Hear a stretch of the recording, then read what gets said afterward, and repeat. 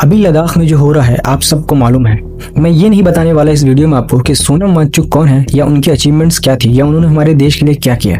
मैं आपको एक अलग नज़रिया दिखाने आया हूँ जो पिछले कुछ सालों से बड़ी हिडन तरीके से स्क्रिप्ट वाइज चल रही है और इसे पढ़े लिखे लोग भी नोटिस नहीं कर पाए।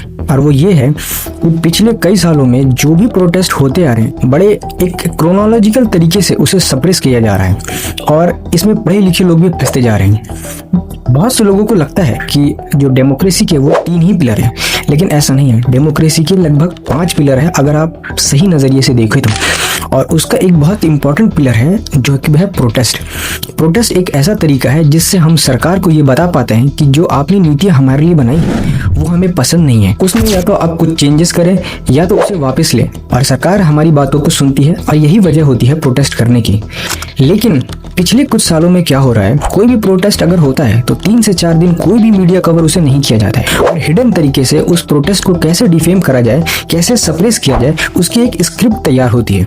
उसके बाद उस स्क्रिप्ट को मीडिया में और आईटी सेल में डिस्ट्रीब्यूट कर दिया जाता है और फिर उसके बाद 2 से 3 दिन के बाद अब अचानक से हर सोशल मीडिया प्लेटफॉर्म और न्यूज़ पे देखेंगे कि वो खबर एकदम से आग की तरफ फैल रही है। हाँ, उसमें कुछ सपोर्ट करने भी लोग आपको मिलेंगे क्योंकि उस चीज़ को रियल लाइफ में देख रहे हैं, वहीं पे होते हैं, लेकिन बाकी जगह के लोगों के विचार बिल्कुल उस चीज़ से अलग होते हैं। क्योंकि जो स्क्रिप्ट होती है जो आईटी सेल को मिलती है वो सोशल मीडिया पे कंटिन्यूअसली वीडियोस डालते हैं और कमेंट सेक्शन में आकर के उस प्रोटेस्ट के बारे में बुरा एंगल दिखाते हैं, जिससे हमें लगता है कि चलो मीडिया तो बिकी हुई है लेकिन ये लोग हम में से ही एक हैं और इसमें वाकई प्रोटेस्ट में कुछ ना कुछ गड़बड़ी है। जैसे कि आपने देखा होगा जो किसान प्रोटेस्ट कर रहे थे एमएसपी को लेकर के, उसमें बड़ी स्मार्टली तरीके से खालिस्तानी एंगल डाल दिया गया और फिर उसके बाद उस प्रोटेस्ट को सप्रेस किया जाता है उसको बेइज्जत करने के बाद।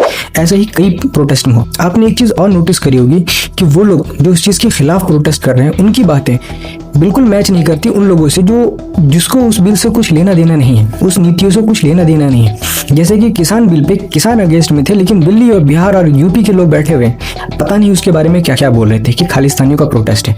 इसी तरीके से जीएसटी रिफॉर्म पे मेरा कहने का मतलब बस ये है कि बिल जिनके लिए लाया जाता है उनको ही हक होना चाहिए कि वो इस बात को बता पाए कि हमें ये चीज़ पसंद है कि नहीं है और इसमें बदलाव करनी चाहिए। प्रोटेस्ट एक ऐसा हथियार है जिसको यूज करके गांधी जी ने जब हम गुलाम थे अंग्रेजों तक से अपनी बात मनवा ली थी। या तो वो चंपारण वाला मसला हो या तो मिल मालिक वाला मसला हो, टेक्सटाइल कॉटन वाला मसला हो, एक्स्ट्रा वेजेस का जो मसला था उसमें देखा हो। लेकिन हमारी गवर्नमेंट आज आज़ाद होने के बावजूद भी हर प्रोटेस्ट को एक सेट पैटर्न की तरह ही कुचल रही है। मेरा ये एक निजी राय है, आपकी राय अलग हो सकती है इसमें, पर मैंने जो नोटिस करा पिछले कुछ सालों में वो यही था।